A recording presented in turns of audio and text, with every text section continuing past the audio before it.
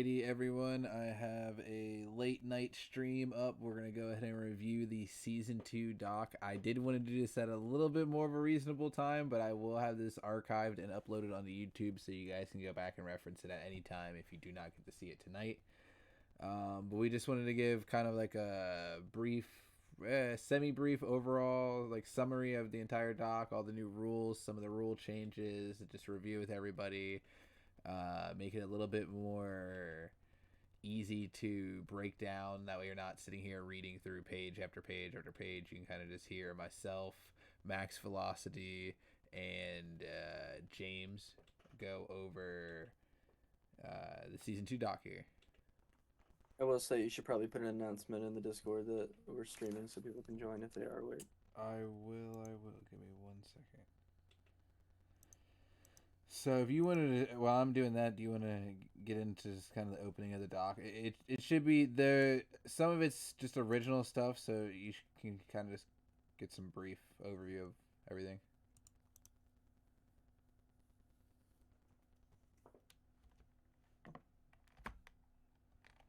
It was a 3v3 draft league. This means new players are put into a draft where teams take turns selecting them. Teams may retain players through each season, and players have control after their first season and where they play. The league operates using its own Discord currency to reward players for participating in the league. NFTs will be given out as awards and sold to help promote and fund the league. The goal is to provide a competitive and enjoyable long-term 3v3 league. Cleater ranked is here. We won't spend too much time on that. That's not pertaining to our season 2 necessarily, but it's basically just like a UFC, MMA style, like ranked kind of 1v1 match thing that we do. But so All right, there's the posting. we'll move on to. Gotcha. So joining the league is pretty straightforward. New players can enter during the off season through the draft, and during the actual season itself, we do allow people to join. They will be put through a waiver wire system where the teams with the most need will get to that, but we'll go to that as we get lower into the doc. Rules and policies, code of conduct. Nothing really has changed here from last season. Bullying, slurs, all that not tolerated. Inappropriate content not tolerated. You can kind of go over all that. One new rule that was added is a collusion rule. Collusion can be any mutual action by a team and or player with the intent of bypassing or exploiting rules that may be detrimental to the league for the benefit of private parties. This can be met with a fine, suspension, or ban at the admin's discretion. Basically, what this means is either players, teams, or a player and team combo, if they attempt to bypass the rules in one way or another to get some type of beneficial goal, ending up off of a roster, on a roster, pressuring a team into a trade or whatever, that can be viewed as collusion, and the league will potentially take action depending on how we view the situation. Anything in the code of conduct specifically either of you guys wanted to go over? I mean, it's all, like I said, pretty standard from last season. Just don't be a jerk. That's all there is to it.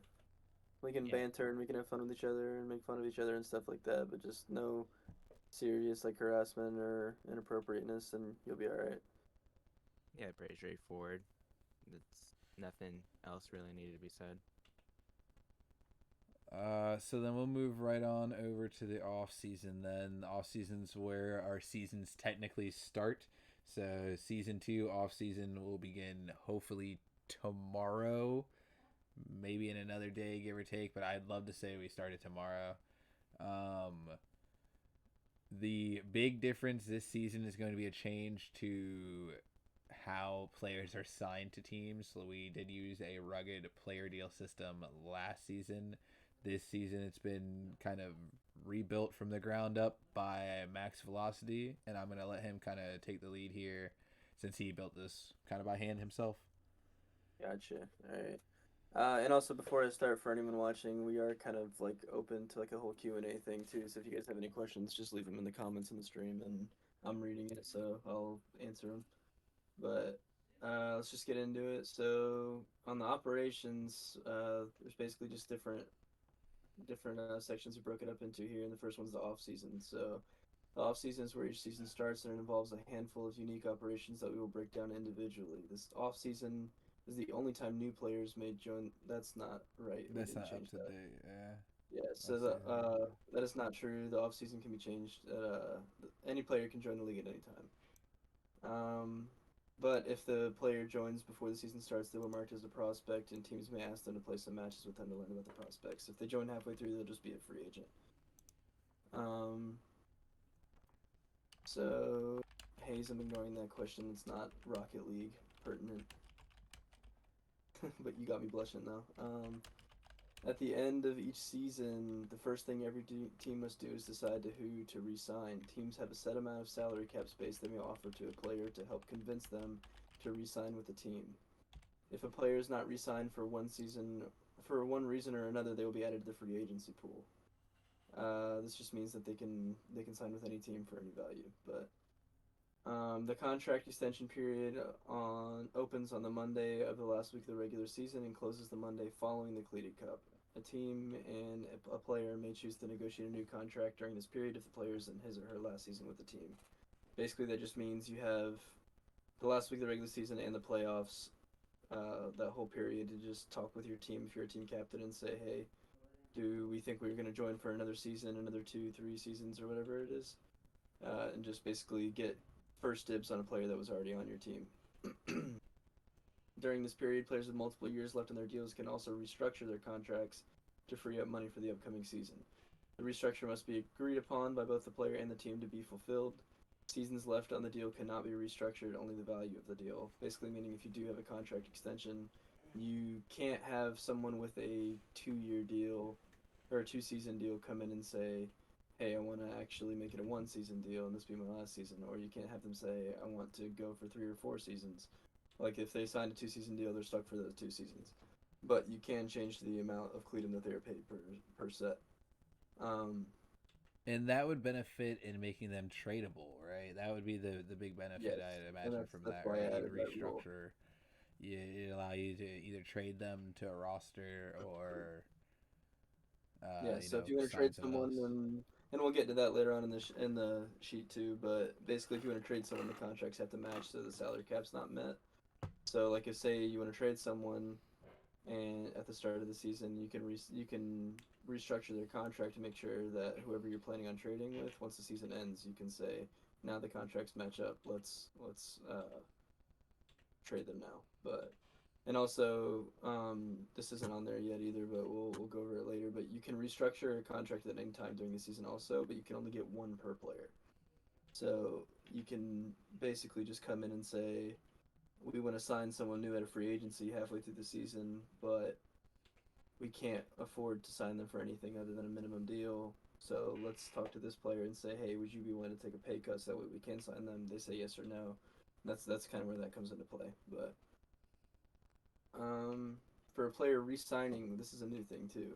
For a player re-signing with a team they spent the last season with during the contract extension period, a 10% re-sign bonus will be awarded, multiplied by the amount of years on the contract. For example, if a player signs a 3-season, 80 million total deal, his or her re-signing bonus will be 24 million Cletum paid up front. Basically, it's just saying, for that example, 3-season, 80 million.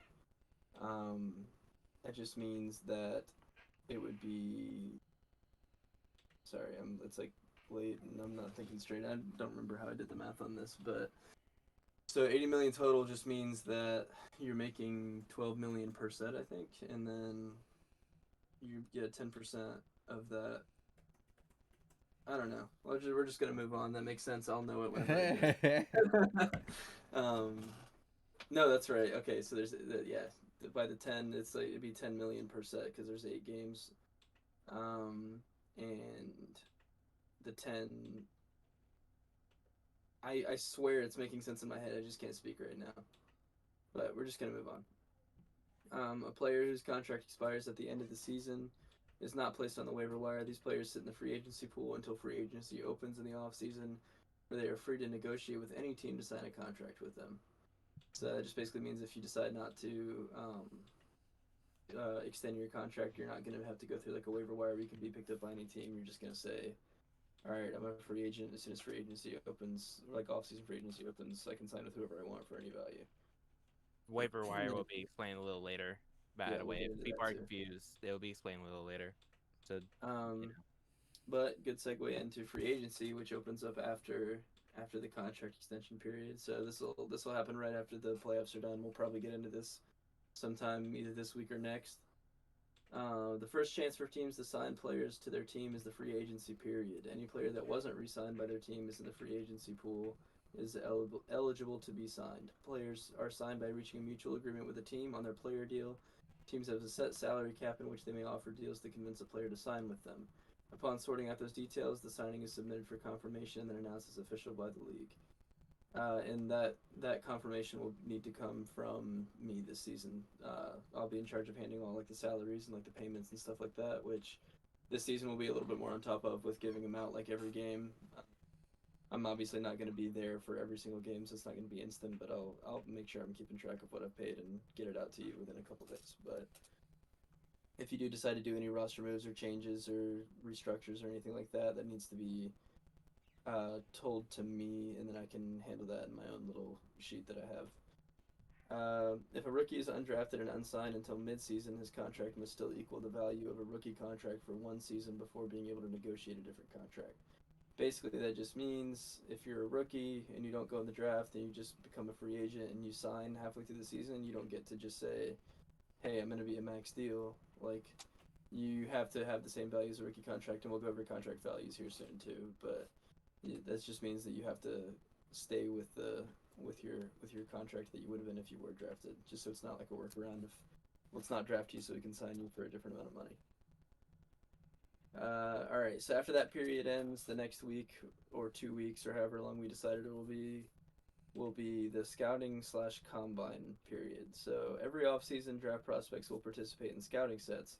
These are matches where rookies are placed in lobbies against one another to showcase their skills on stream for the captains to watch back and decide who they're interested in.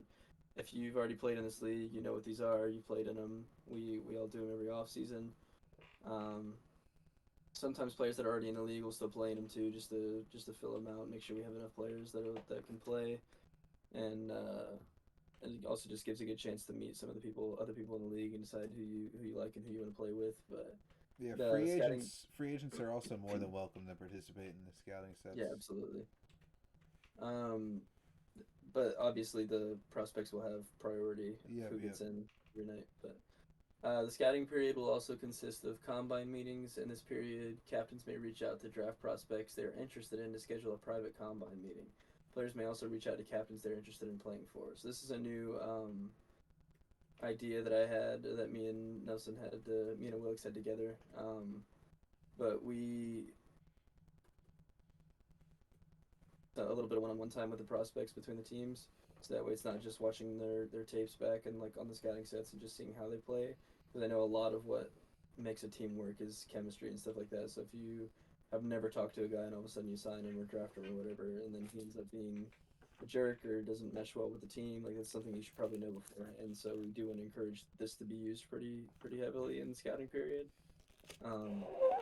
Basically, just if you're a captain, you just have to reach out to them, and the combine meeting will consist of joining a voice chat with the captain and at least one other member of the team. The captain, players, and prospect will then get to know each other and feel each other out while playing some casual threes games, see if they're a good fit for the team. The captain does not necessarily have to be present for the combine, but must appoint 2 other players from the team to be present and relay information about the prospect.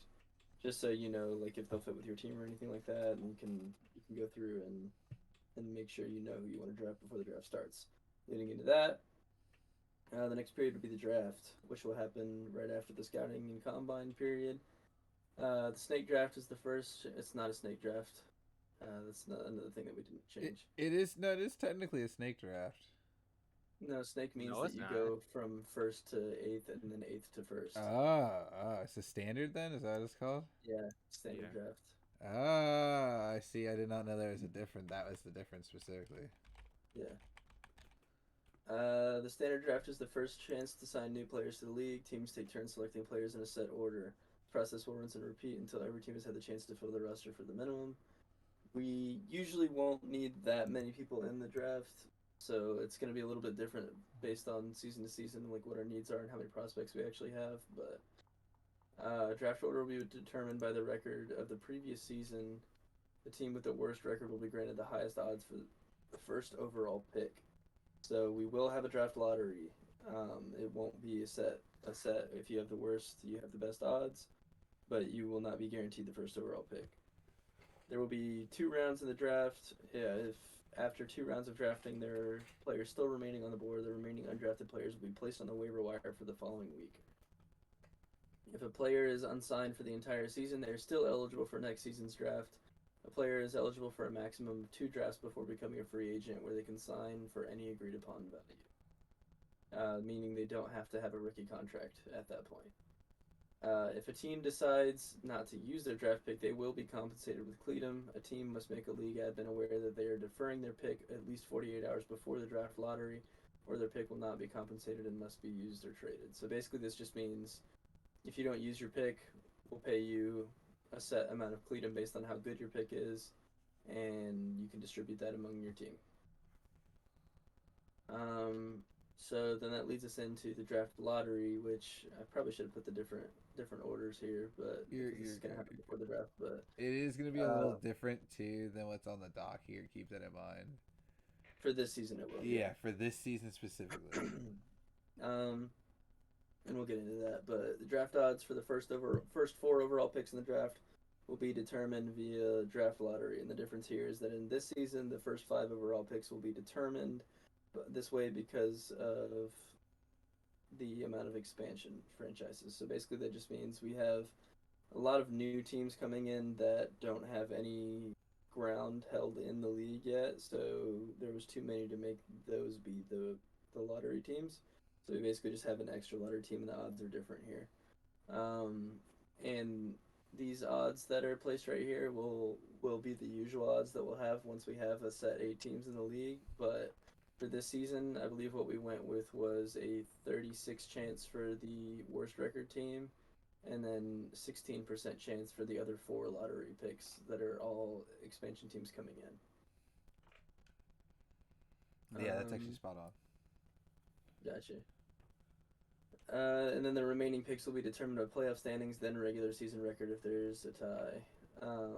Basically just meaning if you won the Cleated Cup, you're going to have the last pick in the draft always. If you were the team that lost in the Cleated Cup, you're going to have the second to last pick, and the other 2 will be determined by, since you made it the same distance, they'll be determined by your regular season record and your seed. Pretty much covers all the off-season stuff, and now we get into regular season, like what happens during the season. In the regular season, teams will compete in an Eastern Standard Time based set schedule, with matches being a best of 5 series. Teams will play each team in their division at least twice.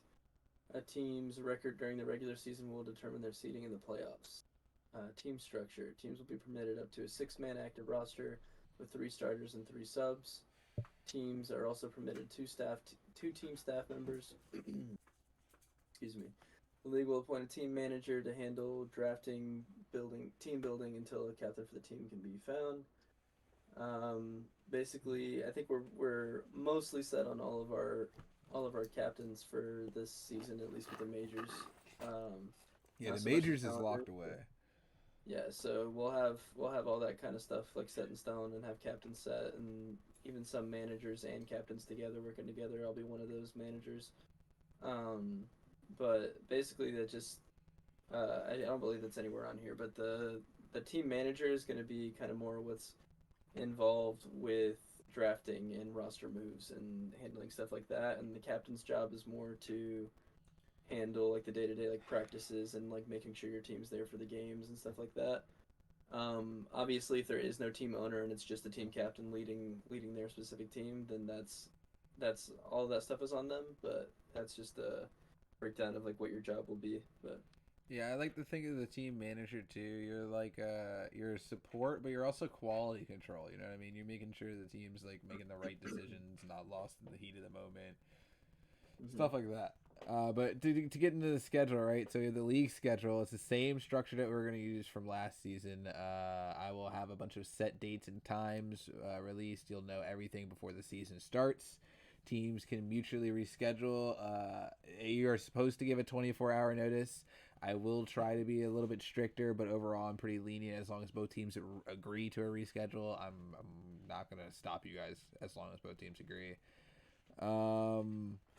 The playoffs will operate on a similar system, except teams will need to mutually agree to reschedule, and an admin must approve the reschedule. I want all my playoff games streamed whenever possible, so that's where it's like an admin's got to realistically reapprove that. I can handle missing a regular season game here or there. I don't want to miss any of our playoff games. The waiver wire.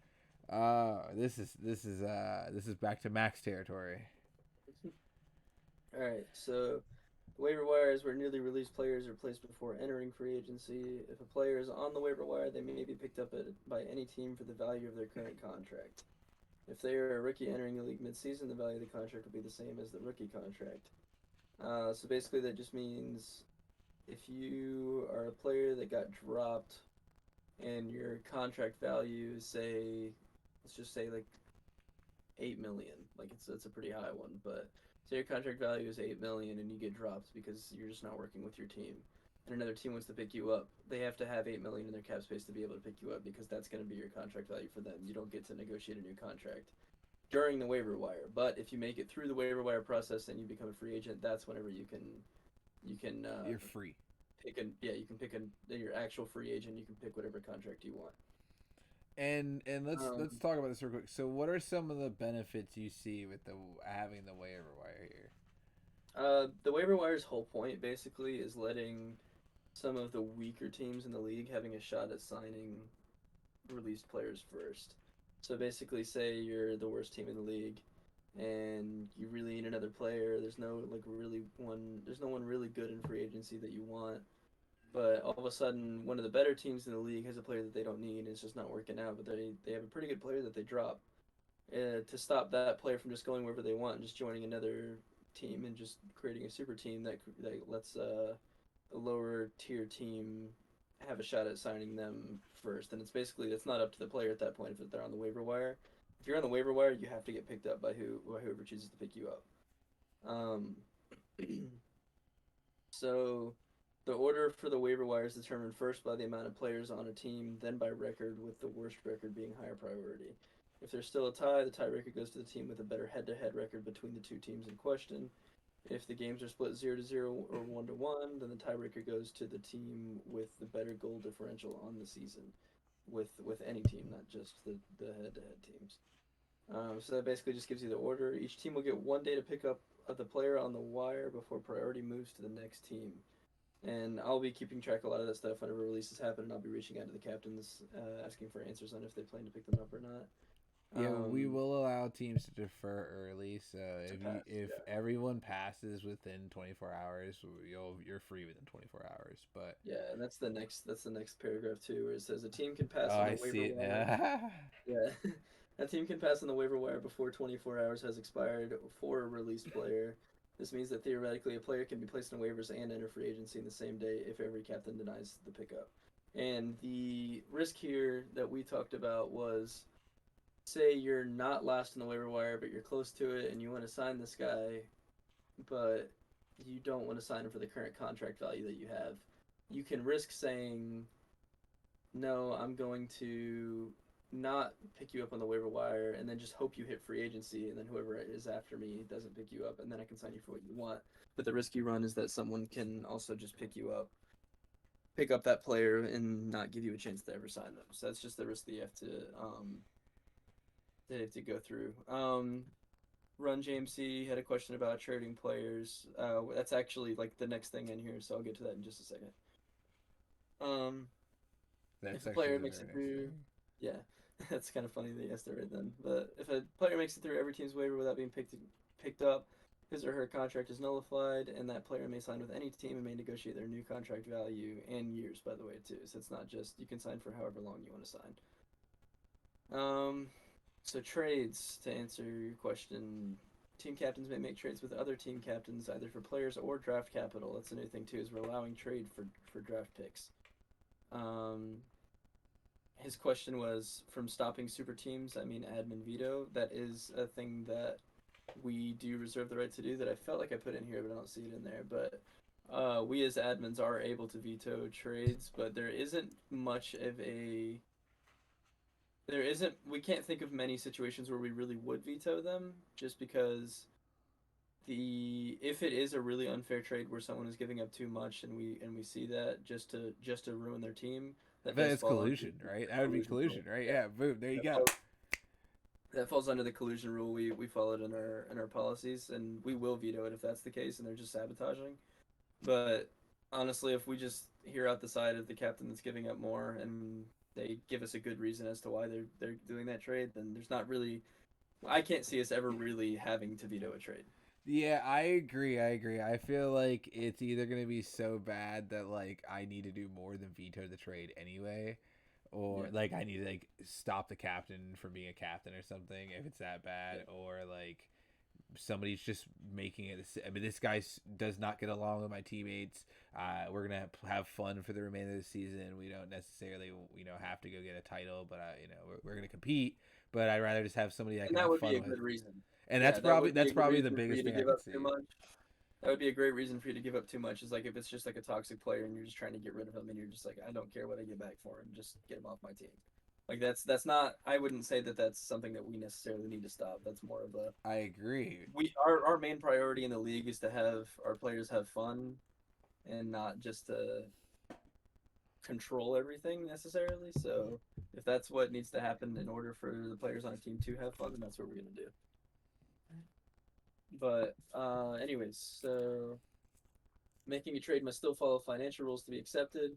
For example, if a team is at its salary cap, then tries to trade a minimum salary player for a max contract player, the trade would automatically be denied by me until the money can be freed up to accommodate the salaries of all players. And that's where restructures come in. Contract can be restructured at any point during the season. Each player will only be allowed one restructure per season.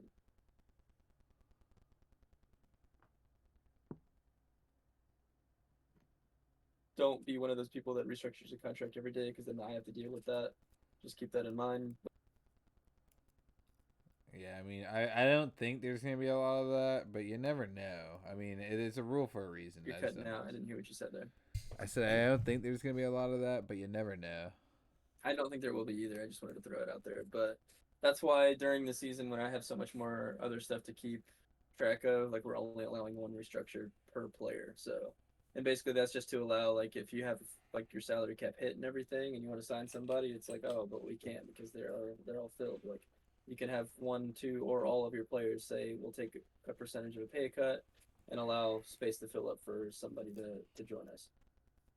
Um, Teams may trade for future season draft picks if desired. Basically, meaning if you don't want your draft pick for this season, for example, say your player's in the last year of his deal and he's got one more year left after this draft, and he's probably going to end up leaving, so you need the draft pick next season.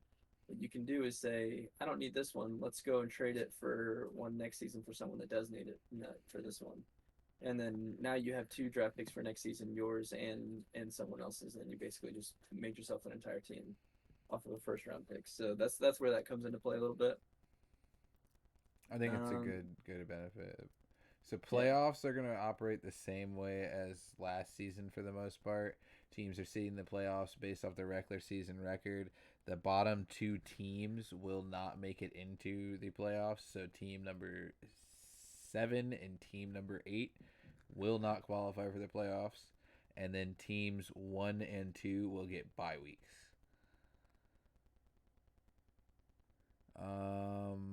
Finals will be best of 7. Every other match will be a best of 5. That'll then take us to salaries, which is Max did some work on reworking these values as well. Players may be signed during the off season, re-sign in free agency period, and during the regular season free agency period, so long as the team does not go over the roster maximum of 6. And if they're at the salary cap, they can only sign these players by using a minimum deal or a rookie deal, which we'll get into here in a minute. A contract's salary value and length must be negotiated by the captain /team owner, and player. The only contracts not negotiable are rookie deals.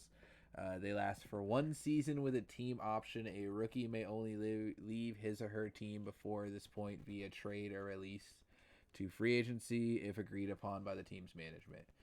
For a deal to become official, the team's management representative must contact the admin in charge of salaries. That is currently Max Velocity. If anybody reaches out to me, I'm just going to redirect you to Max. Just putting that out there.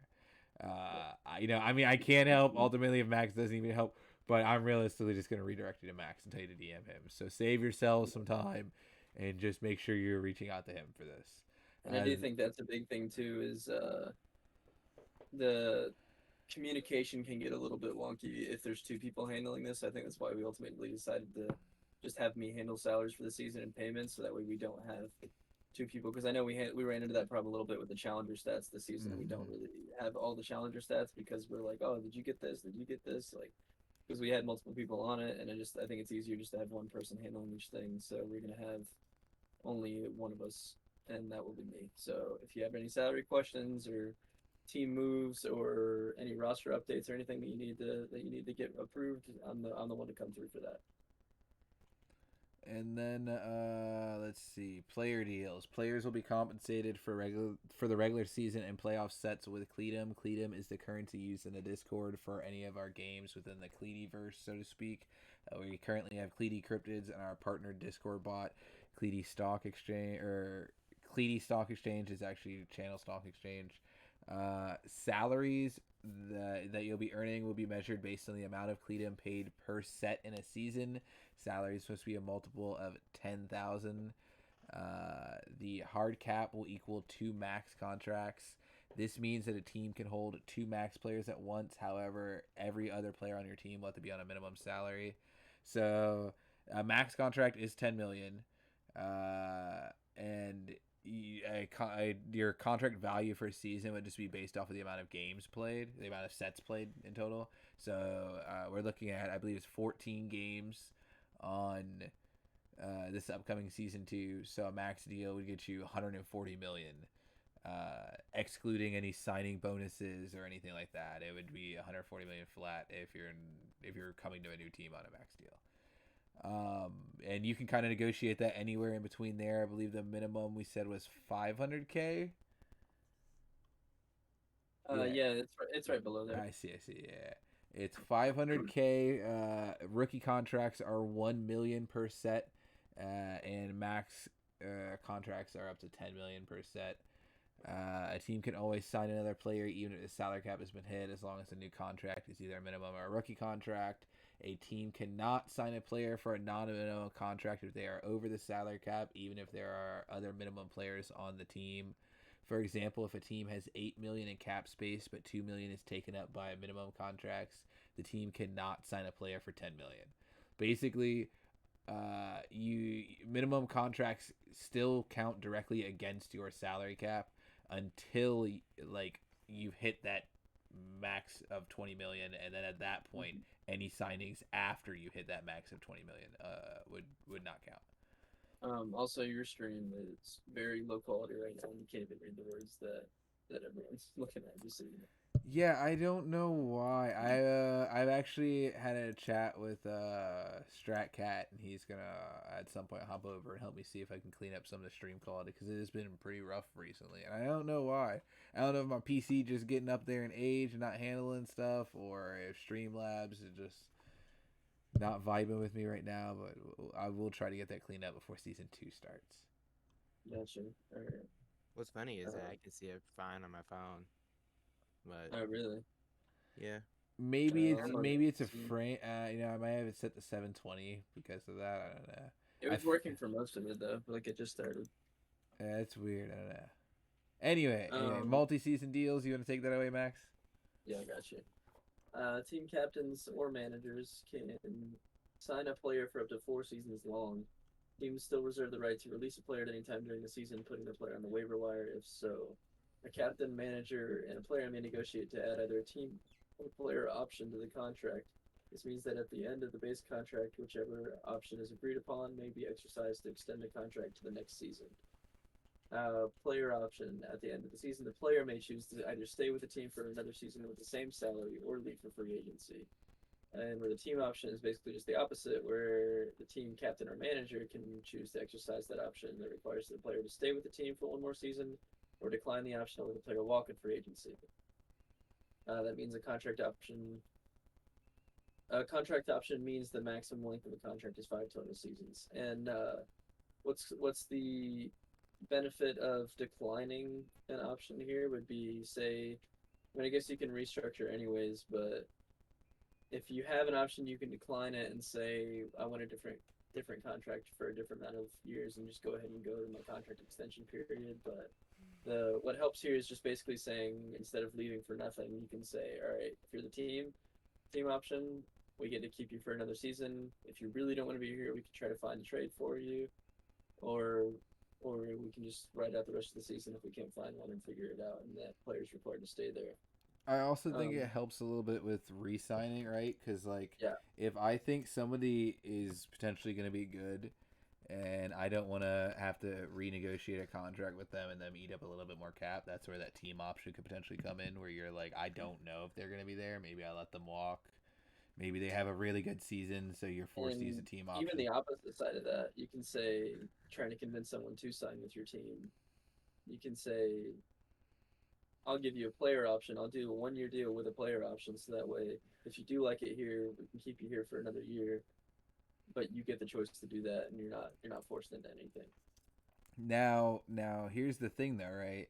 So the player option and the team option do not count as re-signing, correct? I actually thought about that, and I do think that if we do that, then we probably still give them the 10% bonus for that. So I personally don't think it counts as a re-sign. I think It's not. yeah, I think with the way it's built in, I don't think it counts as a re-sign. You don't get a bonus. It's So it's part of the contract. So no. yeah, you see, so I think ultimately that's where your big discussion is going to be: is do I want to sign 1 season deals? Do I want to sign 3 season deals? Do I want options? I think That's the only reason I would say we can still give them the bonus. I agree that it's not part of a re-sign, but it's more of just like a incentive than it is like the actual re-signing bonus, and just give them that same incentive. Or well, I I feel feel like like if the you the options give a good incentive as far as like safety goes for either a player or a team. You know what I mean? Like if you get a team option on a player, that's like a very you're only going to do that on somebody you want, and you're guaranteed it's a little bit more safety in your pocket. I can just let you walk at the end of the season, or I can force you to come back at that set rate. And then as a player, you know what I mean. I'm not forced to play here for another season. I can just exercise my option and walk away. Bye, peace. I'm out. So like I think yeah, there's yeah. this security that like is the real value behind it, not necessarily your earnings. All right, yeah, I'm cool with that. Anyway, though. Anyway, though. Emergency signings, same as last season. Free agents may be signed during the regular season at a predetermined flat rate for one set under the emergency free agent system. So I did want to bring up something kind of related to emergency signings. So I posted a poll in the polls channel, and I asked, should teams be required to attempt to use their subs before emergency signing a free agent? And I've got a resounding 100% yes.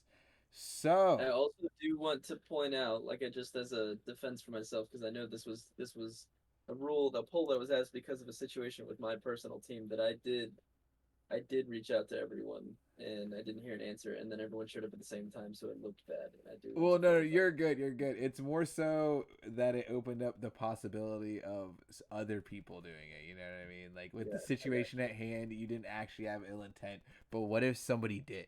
You see what I'm saying? Like, what if somebody genuinely was like, I don't give a fuck. I'm just going to try to e-sign people and I'm just never going to use my subs. Like, what if somebody was like that? So I think that's where the leagues unanimously like, yeah, let's just make that a rule, which I will add in here in a second. If you want to take over call ups for me while I add that in. I got you. Teams from each division will be prepared together to create franchises, and this is where team owners come in too, by the way. Each franchise will feature one team in each division. Teams may call up a player from a lower division to fill in for a set. Players may not fill in a lower division set without league approval. Basically, that just means, like, if you're in the challenger division and the majors team that's in your franchise only has 2 players available, they can say, "Hey, someone from the challenger division, we need you to come up and play set with us." But you can't do the opposite where you only have 2 players in the challenger team and say, "Hey, I need someone from the majors team to drop down," because that's obviously unfair, unless approved by one of us and the only time that it would be approved is if it's one of the players that's like kind of teetering on the edge of eligibility. Yeah, it'd be a For each- borderline player. That's about Yeah, it. so like, because the cutoff is champ two. If you're in champ two, that's basically going to be where we can kind of draw that line and make that decision. To kind of go off of that, I think it would really depend on the player base as well too. Like if our challenge division was all like champ 1 and champ 2 players, which it is not, but if it was, then sure, maybe I'd allow C3s down or something. You know what I mean? But like, I think right now, we got to be a little careful letting anybody play down. Letting people play up is one thing, but letting people play down, we want the best experience for everybody. That's the point of the divisions. Releasing, we went over releasing already. I actually think this is a double up on releasing. I don't know. Players may be released from the roster during the off season and during the regular season. During the regular season, a team's roster may not go below 3 players, meaning you may release 1 player below the roster minimum of 3. If a player is released, they become a eligible free agent 1 week after their release, unless the league provides an exception in the SC. So this is actually outdated a little bit. This actually doesn't make sense either. Why does it say you may release 1 player below the roster minimum of 3? A team's roster may not go below 3. You may release. You know what? And didn't we? Let me double check. Let me scroll up before I remove that. That we have. I just put you may not release 1 player below the roster minimum of 3. Do I even need that? Didn't we already cover releasing somewhere? That's where we're in right now. That's it. That's the releasing tag. Okay. I just wanted to make sure. Oop.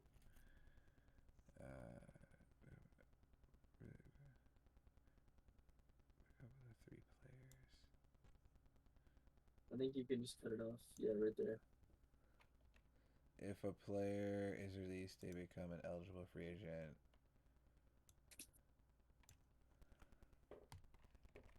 After clearing the waiver wire.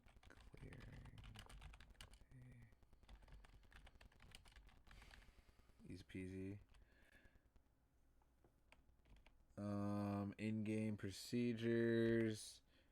Game delay unless instituted by league staff. Teams are allowed 15 minutes before they forfeit the set. It is the player's responsibility to communicate with their team, and it is the captain's responsibility to communicate with league staff about any actual or foreseeable delays. Disconnects. If a player disconnects during a game and the timer inside the game reads 1 minute or less has been played, either team may request a remake of the game. This is subject to league staff approval. Until the league staff approves the remake, players are expected to continue playing the non-remade game. Each team may receive up to 1 remake game each game of a set, unless otherwise stated by league staff. If a remake does occur, teams may make substitutions. Setup time. This is all fairly standard from last season. During setup time, every player on each team must be available for any communication requests from league staff. That we're fairly lenient on that. I will you need to be. I need to be able to reach out to you. Hey, are you making the game? Yes or no? That's what I'm hoping for. I need to know ahead of time. You need to tell your captains ahead of time. You just need to be available to communicate, so we're aware of what's going on. Reschedules. If both parties agree to mutually reschedule, it's a done deal. We already went over that. Online play. The default region for servers will be Eastern Standard Time unless stated otherwise by league staff. I will allow people to play in other server regions so long as it's mutually agreed on by the teams. Team names. A team name must follow standard capitalization rules. It must be 3 words or less, and a team name must not violate the code of conduct. Whether it's trading, releasing, drafting, or signing players, the responsibility falls to the team to manage and operate itself, specifically the team captain or manager is what I want to put there. I do not want to be managing any teams I do not have to manage. It is up to you guys to learn the rules as far as captains or managers go. Any member of the active roster may fill any team staff position except general manager for the team they are a member of. So basically what that means is if you are a player, you cannot be the general manager. You either have to be the captain and the general manager, or that's it. You cannot be just a random player and decide to be the manager of a team. You have to take on the full role of a captain. If a team staff member wishes to play for their team, they must reach an agreement and count towards their active roster. So it doesn't matter if you're a staff member on the team or not. If you're intending to play on the roster, you're going to count towards the salary cap. And I actually don't believe we're going to do NFT rewards for next season. I should have probably pulled that out. But, maybe I will, maybe I won't. We'll see. And then currency rewards. That's our Discord currency that you get from playing in sets. You also get some bonuses from winning playoff games and winning the Cleat Cup. But that's all for the doc, right? That's basically wrapped up now. Yeah, all good. Not bad, not bad. So you guys can go back and reference this at any time. It will be linked on our YouTube. And then you can also read the doc itself linked in the Discord in the channel important links. That is going to be all. Thank you, Max, for helping with the doc and helping explain it. Shout out to James for being here, for his 11 comments, and he stayed up late to help with it. So big shout out to James for that. And that's going to be all for tonight, guys. I hope you enjoyed it. Be sure to give us a like, follow, and subscribe on YouTube, Twitch, and Twitter. You can find them all linked down below to show some support for Cleety Studios, all of our projects, players, and teams, even our staff now. That's going to be all for tonight. I should have some scouting sets in the upcoming week.